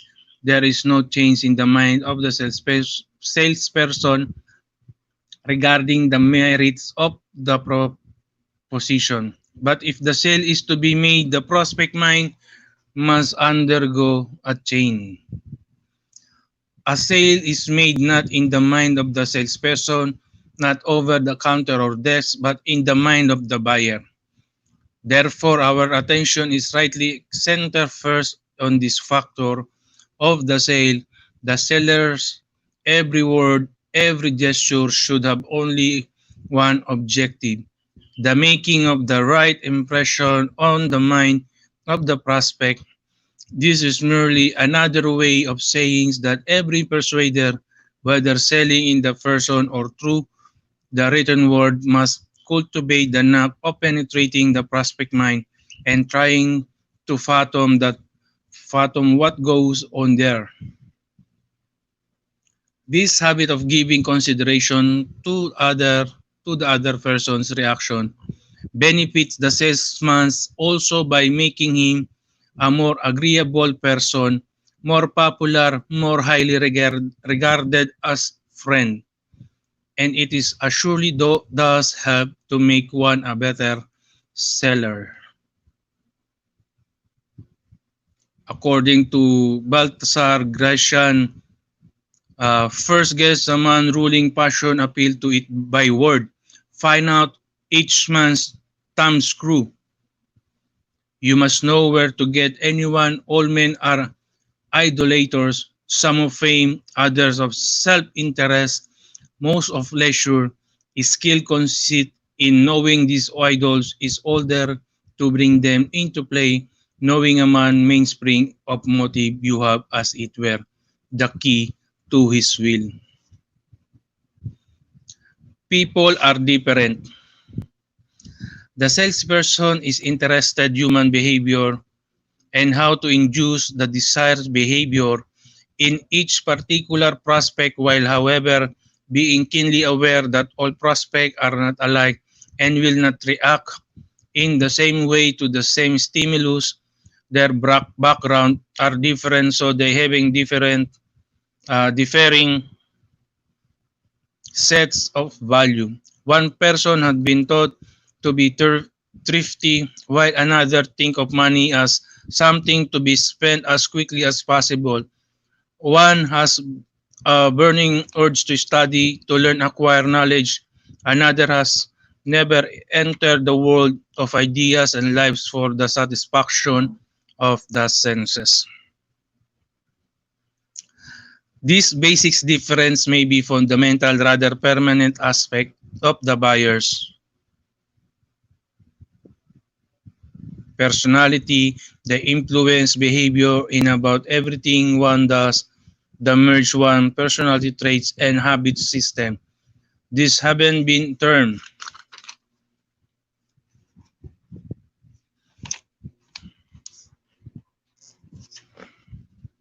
by some psychologists as a frame of reference and include such behavior tendency as a conservatism or radicalism, optimism, or pessimism. They are deeply rooted and general in guiding one's action.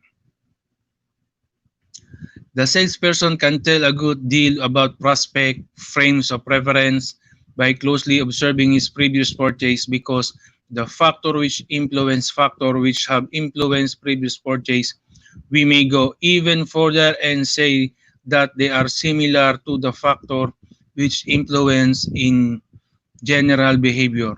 For example, a man has owned a succession of medium-priced black cars, although he could afford a dashing model or of more expensive make.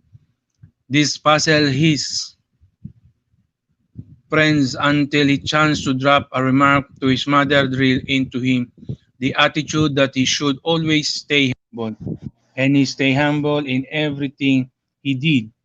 He cars much this responsibility trait as did his garbage office his own. A person thus will usually reveal similar inner attitudes.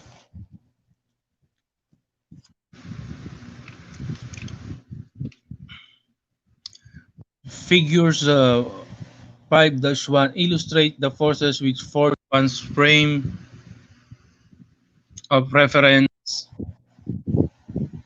They are complex combination of one total experience in life, which the salesman at best can only partially comprehend, but is not necessary to understand a prospect complete frame of preference in order to sell him something. Many times it's necessary to know only one small aspect of his motivational structure. Just knowing that an executive considers himself to be modern and progressive may be enough to sell him some new equipment.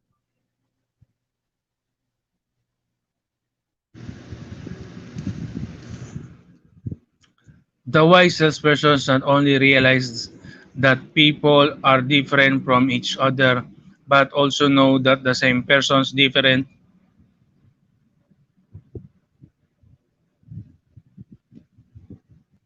under different conditions. For example, he knows the condition such this may be cause of persons to react differently at various times. Number one, physical environment factors such as temperature, humidity, attitude, ventilation, illumination, distraction of other stimuli. Two, general organic states such as fatigue, hunger, sleepiness, moodiness, comfort or discomfort, anger, anxiety, frustration, and trump. Three, specific condition induced by chemicals such as alcohol, tobacco, caffeine, morphine, medicine taken for a pain or haze fever.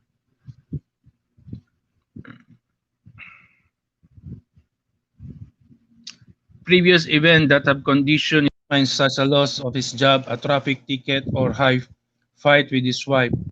5. Incentive and motive such as praise, reproof, rivalry, rewards, punishment. Okay. Let's go to the figure 5-1. How many circles are there? One.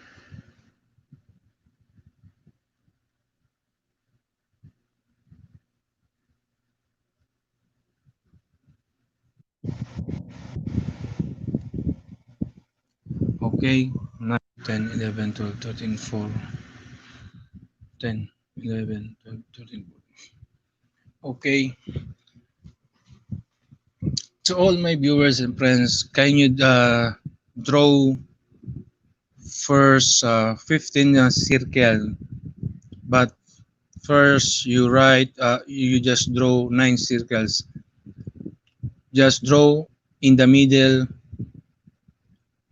inside one circle, the middle circle, that is viewpoint. Then the rest outside.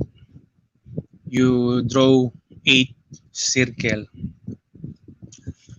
From frame of reference, go straight line. 1, 2, 3, 4, 5, 6. Draw 6 circle. So frame of reference viewpoint, number 1, past experience. 2, from past experience to self-image as you see yourself as you desire to be. 3, hearsay experience of others real and distorted. Self-image as you see yourself as you desire to be. 4, status need. Self-image as you see yourself as you desire to be. Conditioning, law, habits, custom, mores, prejudice, hearsay, ego-centered needs for social acceptance. Self-image as you see yourself as you desire to be. Conditioning, ethics, religion, morals, obligation, superego, need for self-respect. Self-image as you see yourself as you desire to be. Impulses, basics, urge, self-image you see yourself as you desire to be. And lastly, image of your company, your component, your products, you frame of reference. From from frame of reference going down to the straight line, number 1, attack. Number 2, evasion. Number 3, retreat. Number 4, submission. Number 5, substitute act. And number 6, agreement. Frame a reference chart. You will usually act from your own frame of reference, a way of seeing things that is conditioned by many things, status, need, past experience, so on. Most important of this, however, is your self-image, which changes as you mature and grow. Short,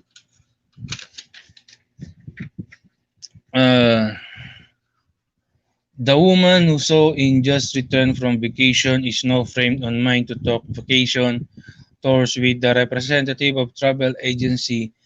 The flop house derelict who has just inherited $100,000 is a very different person from one who was a week before.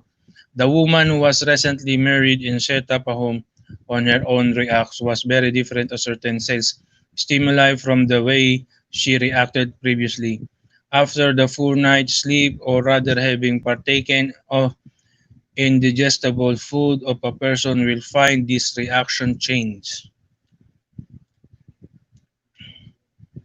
If the purchasing agent for a factory has suffered from breakdown his machine, he will respond to appeal that the salesman represents a firm that can give him quickly service on repair parts. If the buyer has an accident of some sort, he will be in the mood to listen sympathetically to an offer of a product.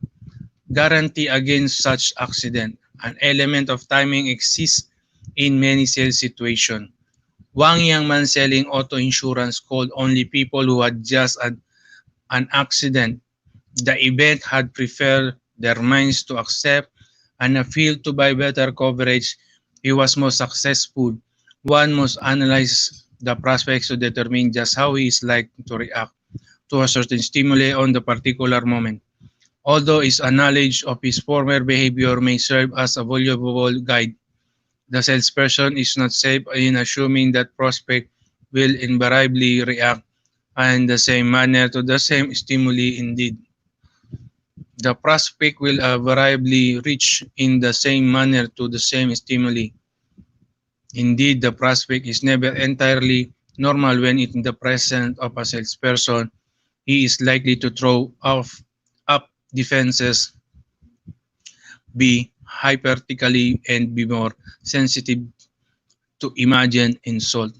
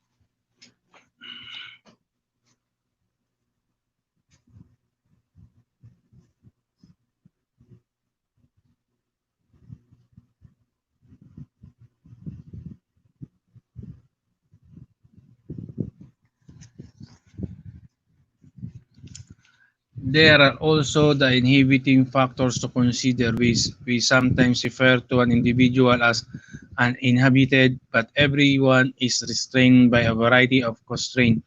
For example, one person may be restrained by a reluctance to anything that is dishonest, while another might feel no such compulsion, may discover what causes him to act favorably on a suggestion and what holds him back. The saleswoman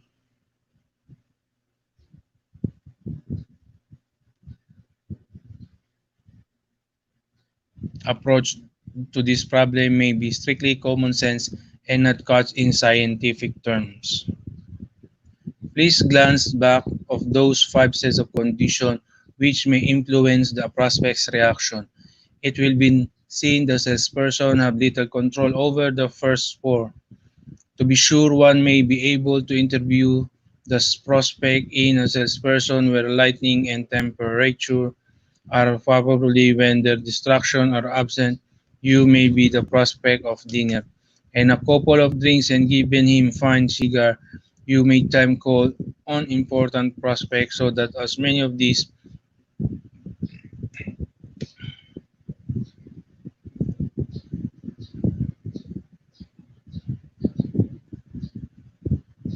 factors in your favor as possible.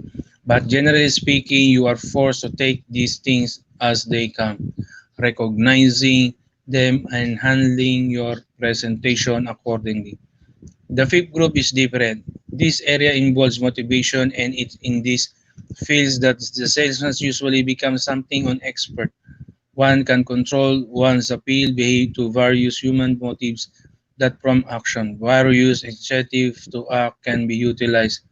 In other words, can control the stimuli which act on the prospect to induce to desire reaction. These restrictions to stimuli are two main kinds: inborn or innate reaction reflexes and conditioned reflexes, which are required during one's life. Instinct as motivation. Among earlier psychologists, the instinct were thought to explain that everything that people did. We behave as we did because we were born the way. Various lists of instinct were compiled, but no two of them were alike. Some mention only one instinct, self-love. Others suggest to egoism and altruism. Some distinguish 50 or 60 instinct. Actually, more than 14,000 instincts have been listed by one psychologist and or another. Certain writers refer to neural predisposition as covering the scope of the older instinct. Psychologists have engaged in fierce debates concerning whether certain humans' reaction were prompted by instinct or habit, whether they were inborn or acquired. Admittedly, it is sometimes difficult to distinguish between them. In an effort to find a term sufficient general to gain wide acceptance, psychologists have adopted the word drive in the strict psychological sense. Drive is motivating factor of personality, such as which purpose ideal which regulates and directs one of the conduct human and animals activity contains countless goals in the hence innumerable drives. Some of these are clearly psychological hunger.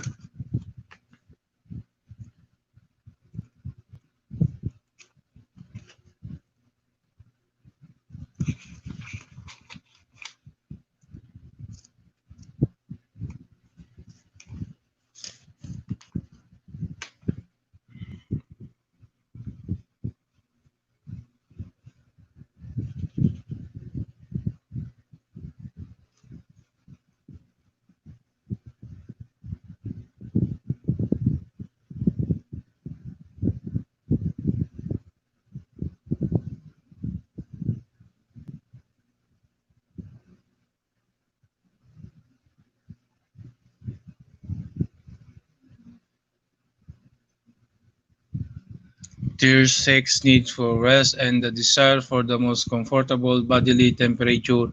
Food and drink satisfy a fundamental demand. Stove and refrigerators are sold because they are appeal to the human's being desire for good food and drink, but they by no means are all of the effort of salespeople directed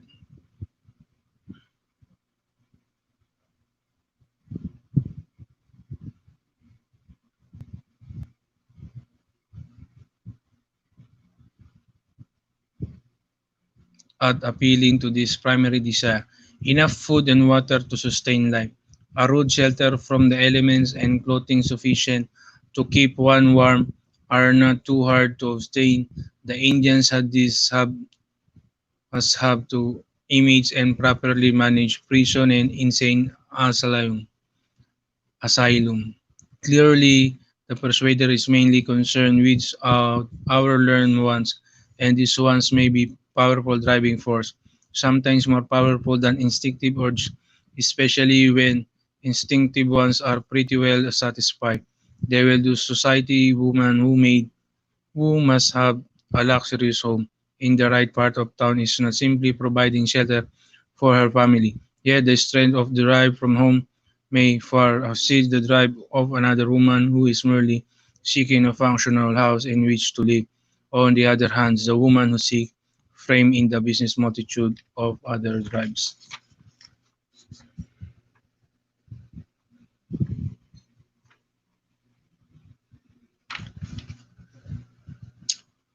Theories of motivation.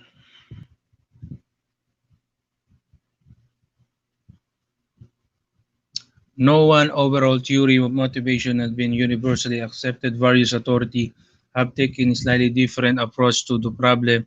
As a result, it's necessary for us to approach this discussion of buying motive from several directions in the hope that the readers can thereby obtain a more comprehensive understanding of the topic.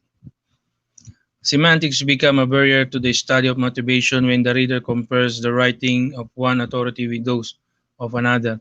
Frequently, two writers are talking about the same basic forces, but they use different words to describe their concept. This will be particularly evident when the topic of self-concept is introduced. One writer builds a theory of motivation around individuals' perception. They have according to how they perceive and interpret these outside forces and the possible consequences to themselves. We will see how this fits nicely in the self-concept theory. Such additional viewpoints of essential the same thing are good for the give the readers an opportunity for deeper understanding of the extremely difficult subject of motivation.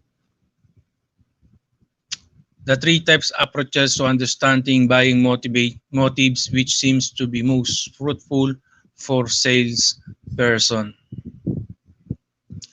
The traditional emotional rational approach, the problem solving approach, and the self-concept theory. Each of these is discussed below.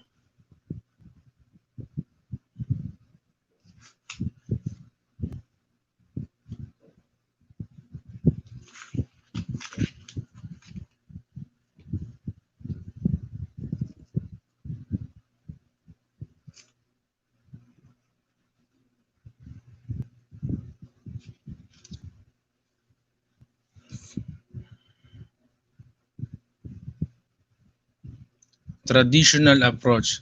The traditional approach is to buying motives, divides them into major groups, rational and emotional. The terms rational and emotional permeate practically all discussion of buying behavior. Therefore, it's necessary to understand them before going into the more modern, more complex theory of motivation.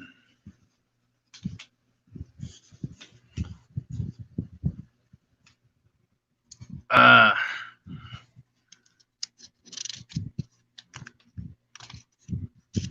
guys, I think I need to end this topic. Actually, this is not end.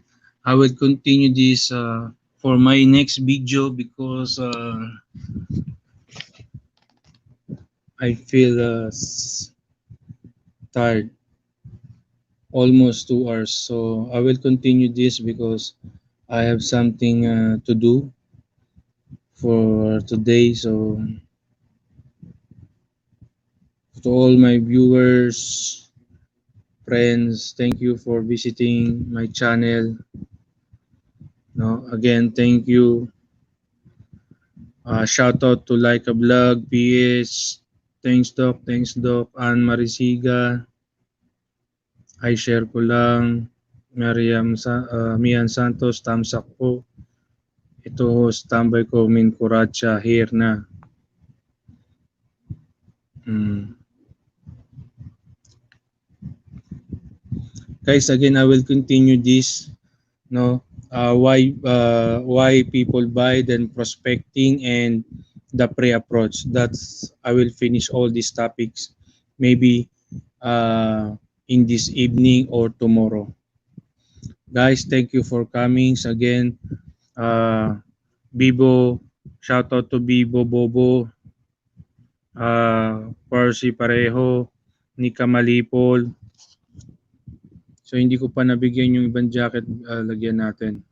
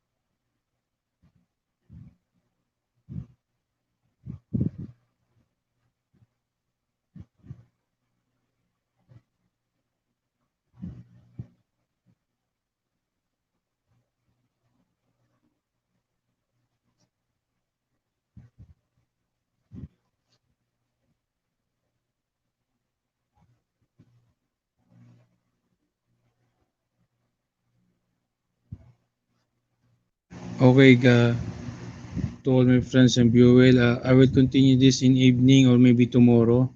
So I have something to do for today. So maybe in the morning or this evening. Okay, thank you for coming. Bye bye. Bye bye.